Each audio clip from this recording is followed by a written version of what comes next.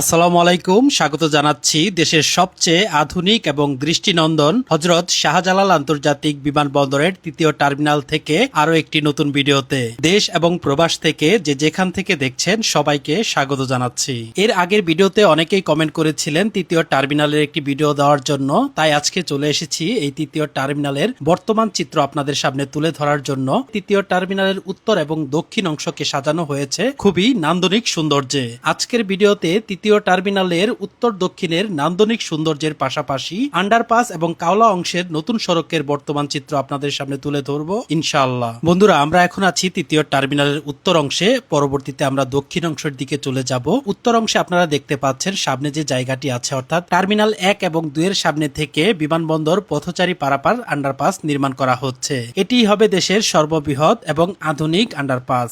বন্ধুরা, এবার আমরা কাওলা রেলগেট অংশে চলে এসেছি। হাতের বাঁদিকে আপনারা দেখতে পাচ্ছেন এখানে একটি নতুন সড়ক নির্মাণ করা হচ্ছে, আর এই সড়কটি চলে যাবে পূর্বাচল এক্সপ্রেসওয়ের দিকে, অর্থাৎ ঢাকা এলিভেটেড এক্সপ্রেসওয়ের নিচ দিয়ে যে সড়ক নির্মাণ করা হচ্ছে সেই সড়কের সাথে এই সড়কটির সংযোগ দেওয়া হবে, এমনটাই শোনা যাচ্ছে। যদি এমনটা করা হয় তাহলে কিন্তু খুবই ভালো হবে। কাওলা অংশের লোকজন মহাসড়কে না উঠেই খুব সহজেই চলে যেতে পারবে পূর্বাচল এক্সপ্রেসওয়েতে এবং কুড়িল এলাকায়। এছাড়াও বসুন্ধরা, কুড়িল এবং পূর্বাচল এক্সপ্রেসওয়ে থেকে যারা কাওলা অংশে চলে আসবে তাদেরকে আর মহাসড়কে উঠতে হবে না, তারা খুব সহজেই এই সড়ক ব্যবহার করে কাওলা বা বিমানবন্দর অংশে চলে আসতে পারবে।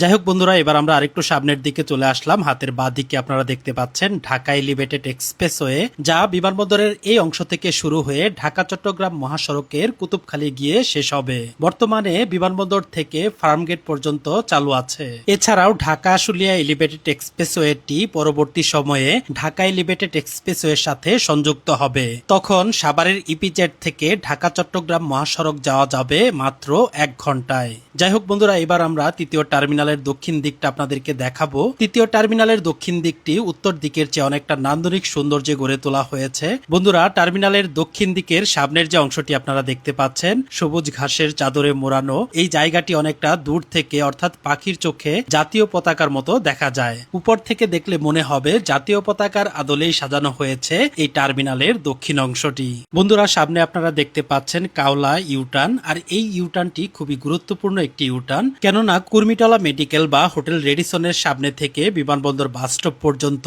মহাসড়কের মাঝামাঝি আর কোনো জায়গায় ইউটার্নের ব্যবস্থা নেই। শুধুমাত্র কাওলার এই অংশেই ইউটার্নের ব্যবস্থা আছে, যার কারণে এই ইউটার্নটি খুবই গুরুত্বপূর্ণ। বন্ধুরা, একটু আগে আপনাদেরকে যেমনটা বলছিলাম, এই তৃতীয় টার্মিনালের উত্তর দিকের চেয়ে দক্ষিণ দিকটি একটু বেশি নান্দনিক সৌন্দর্যে সাজানো হয়েছে। এর কারণ হচ্ছে উত্তর দিকের চেয়ে দক্ষিণ অংশে জায়গার পরিমাণ অনেক বেশি, যার কারণেই মূলত বিভিন্নভাবে ফুটিয়ে তোলা হয়েছে তৃতীয় টার্মিনালের এই দক্ষিণ অংশটি। তাছাড়া তৃতীয় টার্মিনালের 2টি জলাধার এই তৃতীয় টার্মিনালের সৌন্দর্য অনেক গুণ বাড়িয়ে তুলেছে, বিশেষ করে এই টার্মিনালের দক্ষিণ অংশকে। বন্ধুরা, এবার আমরা কার পার্কিং ভবনের দিকে চলে যাব। সামনে যে র্যাম্পটি দেখতে পাচ্ছেন এই র্যাম্পটি ঢাকা এলিভেটেড এক্সপ্রেসওয়ে থেকে বিমানবন্দর তৃতীয় টার্মিনালের কার পার্কিং ভবনের সামনে এসে নেমে গেছে।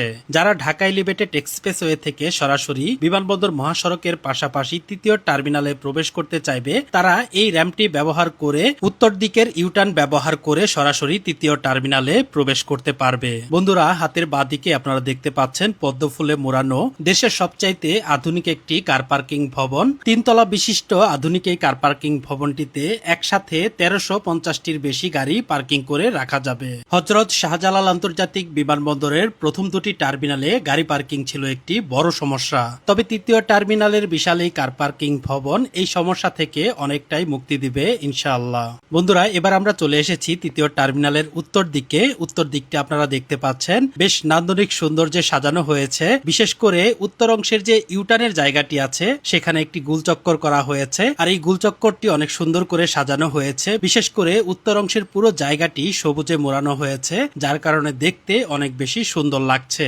তাছাড়া কাওলাবাসীর জন্য এখানে একটি ফুটওভার ব্রিজ নির্মাণ করা হয়েছে।